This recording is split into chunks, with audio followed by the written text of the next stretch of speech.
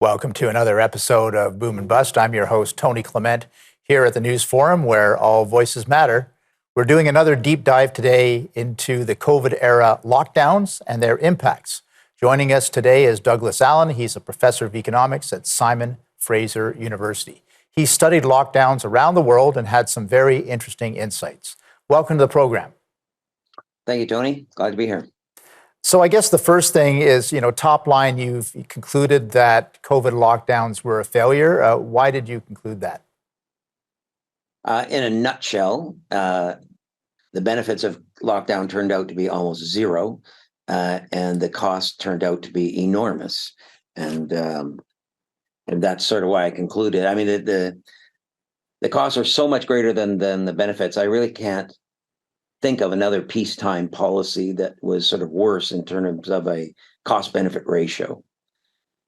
So costs included what? There are many costs. I mean, initially when there was a discussion of lockdown, the only costs that were considered were sort of lost GDP. Now, the lost GDP turned out to be far more enormous than they initially thought it would be, but the cost certainly extended way beyond that. One of the interesting costs that a lot of people have done work on are what are called collateral deaths or excess deaths that were caused by the actual lockdown. So one study in the US found that there are close to 180,000 people that died because of lockdown.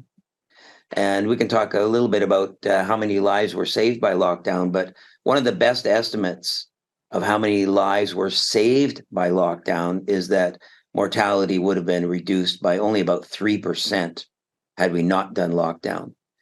Now, during that period in which there were 180,000 deaths in the United States caused by lockdown, there were about 800,000 deaths attributed to COVID. 3% of that 800,000 is only 27,000 lives. So on this one dimension alone, lockdown may have saved 27,000 lives, but it cost 180,000 deaths. That's a cost to benefit ratio of 6, Right. which is kind of a ridiculous thing. Now, of course, you have to add on that lost output, but, we're starting to understand that, there were tremendous losses caused by schools being shut down, loss of educational opportunities. Children who have lost educational opportunities are going to have more unemployment over their lifetime. They're going to have lower incomes.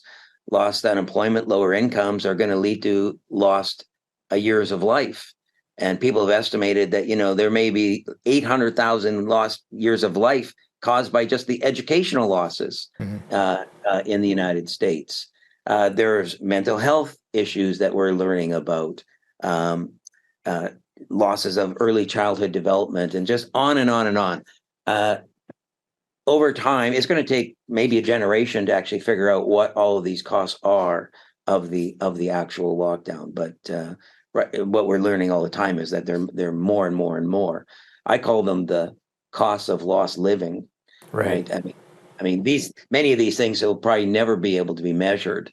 People who died alone in a hospital because their family wasn't allowed to be there, or there was no funeral allowed to be held. I mean, these have major consequences for people's value of their lives, but, we may never get a handle on those kinds of costs. Yeah, I recall that when former Prime Minister John Turner passed away during COVID, I think there was 40 people allowed at his funeral, and he was a former Prime Minister, so it had I a think big impact.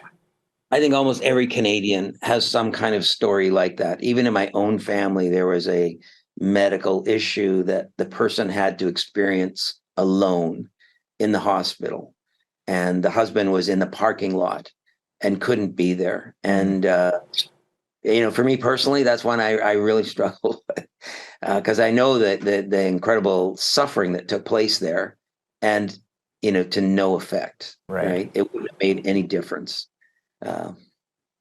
So, and then on the benefit side, I think it's important for people to, the benefits of lockdown were intended to sort of this naive view. Oh, there's a virus around. How do we avoid the virus? Well, let's have everybody stay at home. That was supposed to reduce the transmission of the virus, and that those estimates were based on epidemiological models.